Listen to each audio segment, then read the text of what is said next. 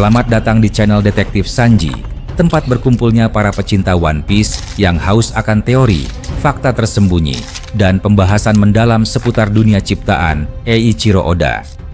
Di sini, kami tidak hanya mengikuti alur cerita, tapi juga menganalisis setiap petunjuk, menghubungkan fakta-fakta kecil yang sering terlewat, dan mencoba memecahkan misteri besar seperti siapa Joy Boy sebenarnya, apa tujuan sejati pemerintah dunia, hingga sejarah abad kekosongan yang selama ini ditutupi. Setiap video di channel ini disusun dengan riset yang mendalam, sudut pandang kritis, dan tentunya semangat nakama sejati.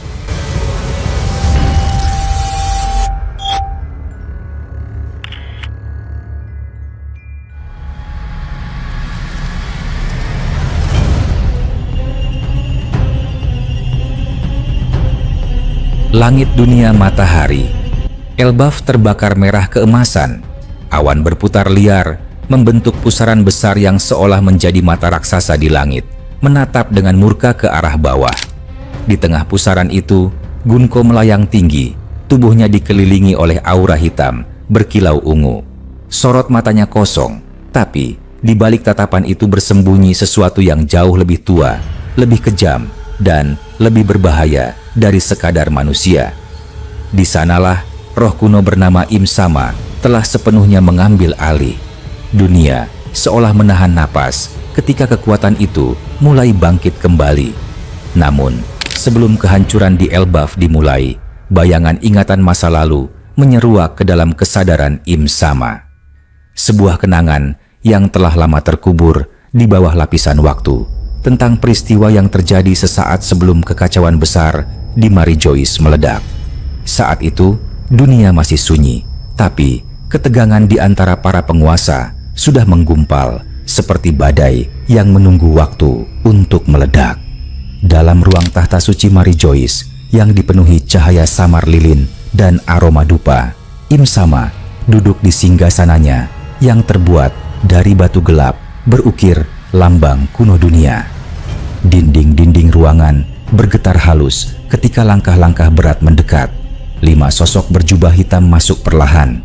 Mereka adalah para Gorosei, dewan tertinggi yang memimpin dunia atas nama Im Sama. Tatapan mereka tajam, namun penuh rasa takut. Tidak ada satupun yang berani menatap langsung wajah sang penguasa. Im Sama mengangkat tangannya, dan suara berat menggema di seluruh ruangan. "Kalian datang," ucapnya perlahan. "Ada sesuatu yang harus dibicarakan tentang masa lalu dan tentang apa yang akan datang." Ketegangan langsung memenuhi udara. Tak ada yang berani mengeluarkan suara selain napas pelan yang terdengar dari balik jubah hitam mereka. Im Sama menatap jauh ke arah dinding di depannya, seolah melihat bayangan masa lalu melintas di sana. 2 sosok legendaris yang namanya masih dibisikkan dalam ketakutan oleh para penguasa dunia, Joy Boy dan Davy Jones. 2 musuh besar yang pernah mengguncang tatanan dunia kuno. 2 cahaya pemberontakan yang hampir menumbangkan kekuasaan abadi. Im Sama berbicara tentang keduanya dengan nada getir. Walaupun keduanya telah dikalahkan berabad-abad lalu, ada sesuatu yang membuat hatinya tidak tenang. Joy Boy dan Davy Jones, 2 nama yang seharusnya telah hilang, namun jejak mereka masih hidup di dunia ini. Masih terasa napas mereka di angin salah satu Gorosei. Dengan suara parau menjawab, "Haki yang muncul di Pulau Egghead tempo hari rasanya persis seperti haki Joy Boy." Kekuatan itu disegel di dalam tubuh robot kuno. Tidak mungkin ada yang lain. Warkuri yang berdiri di sisi kanan menambahkan dengan nada tegas, "Penerusnya, Luffy, masih jauh dari kekuatan itu. Bahkan, serangan-serangan yang diluncurkan di Pulau Egghead tak mampu menembus pertahanan. Dia belum mencapai apapun yang bisa mengancam." Im Sama membalikan kepala perlahan, menatap Warkuri dengan mata bersinar merah samar. "Jangan bodoh," ucapnya dengan nada yang dingin. Joy Boy dulu juga tidak lahir sebagai legenda. Dia berkembang. Sedikit demi sedikit, kekuatannya tumbuh hingga menelan dunia. Begitu pula dengan yang satu ini. Jika dibiarkan, waktu akan membentuknya menjadi sesuatu yang jauh lebih berbahaya keheningan menggantung di udara. Masing-masing Gorosei mulai memahami maksud sang penguasa. Bayangan masa lalu mungkin akan bangkit dalam wujud baru. Dan kali ini mereka harus bertindak sebelum semuanya terlambat. Percakapan berlanjut. Im Sama kemudian menyebut nama lain dengan nada jijik yang nyaris menyerupai amarah. Marshal D. Teach, sang Kurohige. Satu lagi yang membawa kehendak gelap dari Davy Jones, ucapnya. Yang satu ini berbeda. Jika Joy Boy hanya mencari kebebasan, maka Kurohige menginginkan kekuasaan. Dia tidak ingin menjadi raja bajak laut. Dia ingin menjadi raja dunia Gorosei saling berpandangan. Mereka tahu ancaman itu nyata. Namun Im Sama tersenyum dingin. Tapi dia tak akan pernah berhasil. Dunia ini hanya tunduk pada satu penguasa, dan itu bukan dia. Bayangan lampu di ruangan itu bergoyang pelan. Ada keheningan panjang sebelum Im Sama kembali berbicara. Kali ini dengan nada lebih dalam dan lebih menyeramkan. Keluarga Davi, mereka selalu menjadi duri di bawah takhta dunia. Dari masa ke masa, darah mereka terus bertahan. Mereka adalah sisa kutukan lama yang harus dihapuskan. Dalam perang besar nanti, tidak boleh ada yang tersisa. Penerus Joy Boy, keturunan Devi, siapapun yang membawa tekad mereka, semuanya harus lenyap dari muka bumi. Satu persatu nama pun disebut dalam percakapan malam itu. Shirahoshi, pewaris Poseidon yang bisa memerintah Raja Laut. Nefertari Vivi, keturunan Lili dari Alabasta yang telah menyebarkan poneglyph dan rahasia dunia kuno ke seluruh penjuru lautan. Dan Loki, raksasa muda dari Elbaf yang mewarisi kekuatan raksasa legendaris dari abad kekosongan.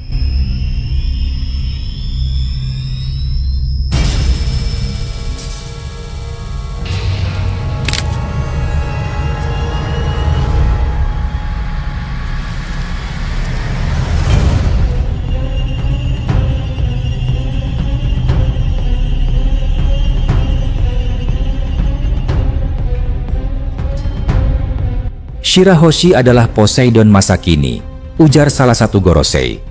Kekuatan itu bisa mengguncang laut, memanggil monster raksasa yang dapat menghancurkan dunia. Dan Vivi, sambung Warkuri, mewarisi keberanian Lili. Ia tidak sadar bahwa darah yang mengalir di nadinya adalah simbol pengkhianatan terhadap dunia. Im Sama memejamkan mata sejenak, lalu berkata dengan nada datar namun mengandung amarah yang terpendam. Lili, dialah yang menyebabkan dunia menjadi seperti ini. Dialah yang menyebarkan poneglyph ke seluruh lautan, mengajarkan manusia untuk mengingat masa lalu. Vivi, sebagai penerusnya, tidak boleh dibiarkan bebas. Lalu, pembicaraan bergeser ke nama terakhir, Loki, sang raksasa muda dari Elbaf. Keturunan raksasa yang membantu Joy Boy di masa lalu, ujar Im Sama. Kekuatan darahnya belum matang, tapi jika dibiarkan tumbuh, Elbaf akan menjadi benteng bagi Joy Boy baru. Para Gorosei menyadari betapa berbahayanya situasi ini. Jika Elbaf bersekutu dengan penerus Joy Boy, maka perang besar akan berpihak pada mereka. Karena itu, pemerintah dunia berencana merekrut Loki menjadi kesatria suci agar seluruh Elbaf tunduk pada Marijois. Namun, misi itu gagal total. Shamrock yang diutus untuk membujuk pulang dengan tangan kosong. Para raksasa menolak tunduk dan Loki menolak menjadi boneka. Kegagalan itu membuat Im Sama murka. Langit di atas Marijois bahkan berubah merah ketika amarahnya meledak. Akhirnya, keputusan paling mengerikan diambil. Im Sama akan turun sendiri ke Elbaf. Bukan dalam wujud aslinya, tapi dengan cara merasuki tubuh Gunko, salah satu kesatria suci yang setia padanya. Dalam tubuh itu, Im Sama memimpin sendiri operasi untuk memaksa Elbaf bertekuk lutut. Namun di balik semua rencana itu, ada bayangan lain yang diam-diam bergerak. Di dunia luar, dua sosok dengan kekuatan luar biasa sedang mempersiapkan langkah mereka masing-masing. Yang pertama adalah Monkey D. Dragon, pemimpin pasukan revolusi yang kini sedang melancarkan serangan besar-besaran ke Mary Joyce. Dan yang kedua, Shanks, si rambut merah, sang penguasa samudera yang selalu bergerak dalam diam. Jika Shanks memilih melawan dalam perang akhir nanti, ujar salah satu Gorosei dengan suara rendah, maka dia akan menjadi masalah besar. Wajah Im Sama tetap tenang, namun mata itu bersinar tajam. Jika itu terjadi, katanya pelan namun penuh ancaman, hapus dia dari dunia ini. Tidak boleh ada satupun legenda lama yang tersisa. Hening kembali menelan ruangan. Lilin-lilin bergetar tertiup angin yang seolah muncul dari kegelapan itu sendiri. Para Gorosei menunduk dalam-dalam, tahu bahwa perintah itu bukan sekadar ancaman, melainkan keputusan mutlak dari sang penguasa dunia. Sementara itu, di tempat lain, api pemberontakan mulai menyala. Pasukan revolusi yang dipimpin Dragon menyerbu benteng-benteng pemerintah. Di lautan, bendera topi jerami berkibar menantang langit, sementara Kurohige menggerakkan armadanya menuju sesuatu yang jauh lebih berbahaya daripada sekadar harta karun. Dunia kini berada di ambang perang besar, perang yang akan menentukan nasib segalanya. Dan di tengah pusaran itu, Im Sama berdiri sebagai sosok tak terlihat yang menarik benang takdir seluruh umat manusia. Langit Elbaf berguncang hebat. Tubuh Gunko yang kini sepenuhnya dikuasai oleh roh Im Sama mengangkat tangannya tinggi-tinggi. Awan hitam berkumpul di atasnya, menyatu dalam badai kilat yang mengamuk. Dari puncak gunung raksasa, para prajurit Elbaf berteriak, mencoba melawan, tapi kekuatan itu terlalu besar. Dunia ini telah memilih pihaknya. Bisik suara Im Sama bergema di seluruh langit. Dan mereka yang menolak tunduk akan dimusnahkan bersama sejarah. Suara itu mengguncang langit. Petir menyambar, membelah udara, dan dari kejauhan terlihat bayangan besar yang perlahan turun dari awan. Sebuah bentuk tak kasat mata yang seolah menjadi wujud asli sang penguasa dunia. Udara di sekitar Gunko bergetar, dan dari matanya memancar cahaya ungu menyilaukan. Saat itulah segala sesuatu yang tertinggal dari kedamaian mulai hancur. Dunia mulai bergerak menuju perang terakhirnya. Keluarga Vigarland tidak bisa lagi menghindar dari kenyataan bahwa semua yang terjadi adalah akibat dari keputusan mereka sendiri. Mereka pernah diberi kesempatan untuk menuntun Shanks ke jalan yang benar, tetapi yang dilakukan justru membiarkannya melangkah bebas di jalur bajak laut. Kini, bayangan pilihan itu menjelma menjadi badai besar yang perlahan menghantam dunia. Di ruang pertemuan yang redup, di antara napas berat dan tatapan muram, nama Im Sama disebut untuk kesekian kalinya. Sosok misterius itu bukan sekadar penguasa dari balik bayang-bayang, melainkan sumber dari bencana yang akan datang. Desas-desus tentang rencana besar Im Sama telah lama tersebar, namun baru kali ini seluruhnya mulai terkuak. Ia menginginkan dunia tenggelam, bukan sebagian, tapi seluruhnya, kecuali satu tempat, Red Line.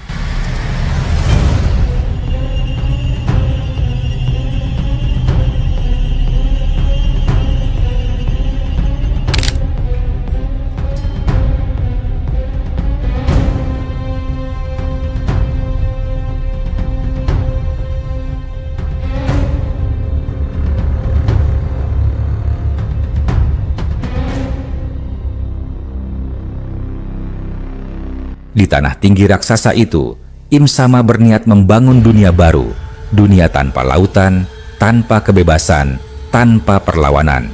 Semua manusia akan dikumpulkan di satu daratan, hidup di bawah pengawasan abadi. Mary Joyce yang kini hanya menempati sebagian kecil Red Line akan diperluas hingga menutupi seluruh permukaannya. Di sana akan berdiri kerajaan tunggal di bawah kekuasaan absolut sang penguasa bayangan. Dalam pandangan Im Sama, kekacauan dan pemberontakan hanyalah konsekuensi dari kebebasan yang berlebihan. Dunia yang luas membuat manusia sulit dikendalikan, selalu melahirkan pemberontak baru.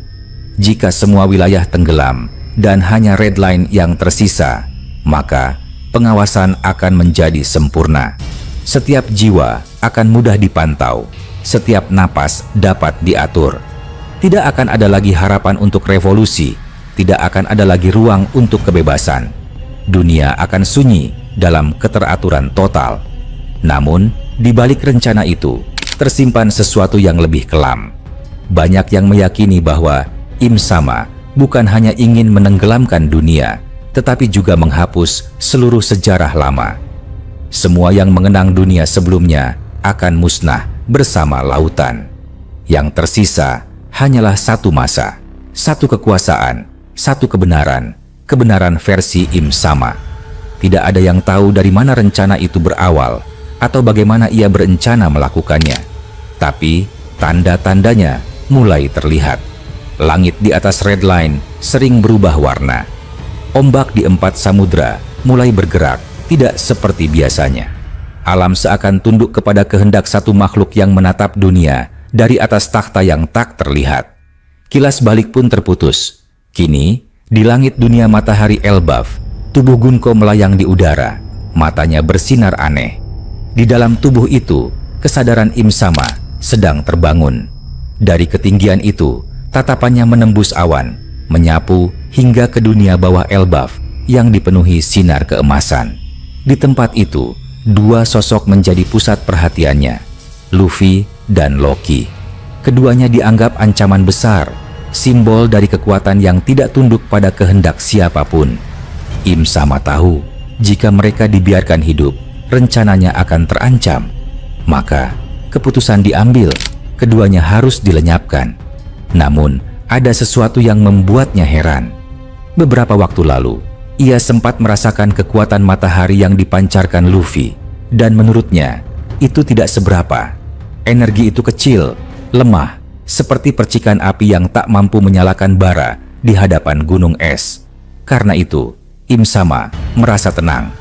Tidak mungkin kekuatan sekecil itu mampu mengusik kekuatan yang bahkan belum mencapai 10% dari dirinya saat ini. Tetapi, sesuatu mulai berubah. Dari dasar dunia Elbaf, muncul gelombang energi yang berbeda. Tidak panas seperti matahari, melainkan dingin dan tajam, seperti bilah es yang menembus udara. Haki, energi yang tidak lagi menyerupai matahari, tapi membawa sensasi kehampaan. Im Sama bisa merasakannya, semakin lama semakin kuat, menembus hingga ke langit tempatnya terbang. Energi itu berasal dari Luffy. Tapi mengapa rasanya berbeda? Seolah haki itu telah melewati batas yang seharusnya. Di bawah sana, di arena batu raksasa, Luffy tengah berhadapan dengan Loki. Pertarungan itu bukan sekadar latihan, melainkan ujian sejati untuk mengukur batas kekuatan mereka. Gaban yang mengawasi dari kejauhan memerintahkan duel itu agar Loki bisa menilai seberapa jauh kemampuan Luffy berkembang. Loki, sosok yang pernah menantang Shanks dalam duel 1 lawan 1, tahu betul betapa tinggi gunung yang harus didaki untuk menandingi sang rambut merah. Meski pernah kalah telak, pengalaman itu memberinya kepekaan untuk membaca perbedaan tingkat kekuatan haki seseorang. Ketika serangan demi serangan saling bertemu, Loki dapat merasakan bahwa kekuatan haki Luffy memang belum mendekati milik Shanks. Namun, ada sesuatu yang unik dalam cara Luffy menggunakannya. Ia telah meninggalkan panas mataharinya, menonaktifkan kekuatan buah iblisnya agar dapat menyalurkan haki murni. Udara di sekitar mereka menjadi dingin, seperti medan pertarungan di bawah langit badai. Suara benturan haki menggema, seperti guntur di antara gunung batu Elbaf. Setiap langkah Luffy meninggalkan bekas retakan di tanah. Im Sama yang menyaksikan dari langit, merasakan perubahan itu, dan mulai gelisah. Aura yang dulu dianggap remeh kini terasa seperti ancaman nyata. Dunia bawah Elbaf mulai bergetar akibat duel tersebut. Udara menjadi berat, cahaya meredup, dan langit seakan menahan napas menunggu hasil pertarungan. Sementara itu, jauh di tempat lain, Pulau Hachinosu telah berubah menjadi lautan pertempuran. Api, asap, dan darah bercampur dalam hiruk-pikuk perang besar. Ben Beckman berdiri di tengah kekacauan itu, dikelilingi musuh dari aliansi rival Wangzi dan bajak laut Kurohige. Hanya satu orang melawan puluhan, namun tidak satu pun berani mendekat terlalu lama. Haki miliknya seperti badai yang tak bisa didekati. Setiap ayunan peluru dan pedang yang menghampirinya hancur di udara. Satu demi satu musuh tumbang, tapi rival Wang Zi masih bertahan.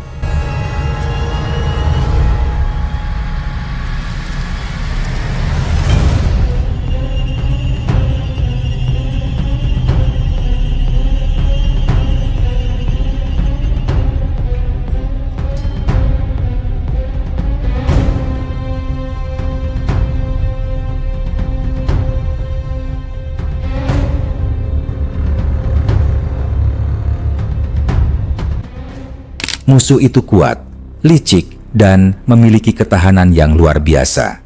Setiap serangan Beckman disambut dengan perlawanan keras. Tidak jauh dari sana, Yasop tengah bertempur melawan pasukan penembak jitu. Langit Hachinosu dipenuhi suara peluru berdesing, namun Yasop bergerak secepat bayangan. Setiap tembakan yang keluar dari senjatanya berlapis haki, menghasilkan daya hancur yang mengguncang tanah. Dari kejauhan, sulit membedakan antara tembakan dan kilatan petir. Setengah pasukan musuh sudah tumbang, tetapi para penembak terbaik masih bertahan. Salah satunya adalah pendatang baru yang menjadi kebanggaan aliansi Kurohige, penembak yang cukup cepat untuk menandingi Yasop dalam duel mata ke mata. Pertarungan antara dua ahli tembak itu berlangsung sengit tanpa waktu untuk bernapas. Di sisi lain, Lakiro dan Bogard tengah menghadapi 3 musuh mematikan sekaligus. Katrina Devon, Seraphim Kuma, dan pemimpin unit rahasia pengguna buah iblis Kurohige. Tanah di bawah mereka telah hancur menjadi puing. Setiap serangan menghasilkan ledakan yang mengguncang pulau.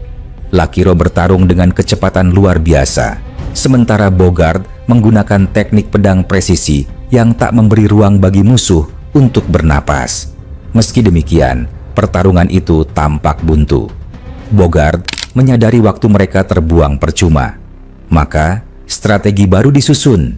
Ia berbisik cepat kepada Lakiro, menyusun rencana menggunakan teknik gabungan yang belum pernah mereka gunakan sebelumnya. Sebuah jurus yang bisa menembus 3 pertahanan sekaligus. Jauh di timur sana, negeri samurai Wano Kuni kembali menjadi pusat perhatian dunia. Langitnya dipenuhi awan hitam, pertanda badai besar akan datang. Para bajak laut aliansi Kaido yang tersebar di luar negeri kini kembali bersatu dan berlayar menuju Wano. Mereka bersekutu dengan Sasaki, Black Maria, dan Jack membawa dendam lama yang belum terselesaikan. Namun kedatangan mereka tidak disambut dengan ketakutan, melainkan dengan perlawanan. Yamato telah menunggu di gerbang negeri, berdiri bersama 2 sekutu barunya, Ulti dan Pejuan, yang kini berpihak padanya setelah menyadari kebusukan tujuan Kaido. Ketika pasukan musuh tiba di daratan, tanah Wano bergetar. Pedang-pedang samurai terhunus dan suara teriakan perang menggema dari pegunungan. Momonosuke, sang naga muda, mengangkat kepalanya tinggi ke langit. Dalam sekejap, tubuhnya berubah menjadi naga raksasa berwarna merah muda. Matanya memancarkan cahaya amarah. Napasnya menyalakan langit. Dengan teknik Boro Breath yang diwarisi dari Kaido sendiri, Momonosuke menembakkan semburan api biru yang meluluh lantakan barisan musuh. Semua terdiam karena jurus itu adalah simbol kekuatan sang raja binatang. Kini jurus itu digunakan oleh pewaris sah negeri yang dulu Kaido jajah. Pertempuran berlangsung di darat, laut, dan udara. Yamato menembus barisan musuh, berhadapan langsung dengan Jack. Benturan 2 kekuatan raksasa mengguncang lembah. Inuarashi dan Nekomamushi menyerbu sisi lain, menghadapi para kapten aliansi yang mencoba menembus pertahanan. Di tengah semua itu, Ulti menantang Black Maria dan Pejuan berhadapan dengan Sasaki.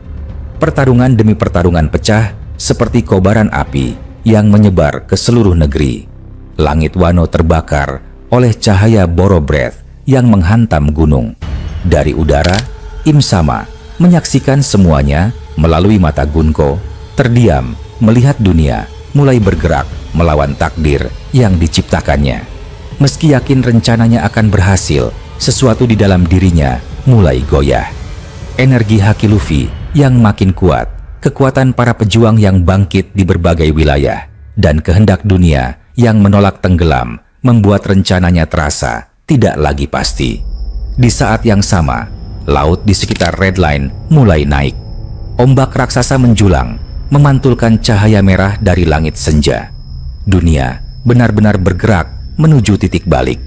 Pertempuran di Hachinosu, duel di Elbaf, perang di Wano, semuanya terjadi dalam waktu yang hampir bersamaan. Dan di tengah kekacauan itu, bayangan besar muncul dari laut dalam, sesuatu yang belum pernah dilihat siapapun sebelumnya. Im Sama menatap ke bawah, merasakan sesuatu bangkit dari kedalaman. Dunia yang ingin ditenggelamkannya kini seolah menolak kehancuran itu sendiri. Dunia lama belum mati, dunia baru belum lahir. Semuanya berada di antara dua kutub kekuatan yang bersiap bentrok dalam satu ledakan besar yang akan menentukan masa depan seluruh umat manusia.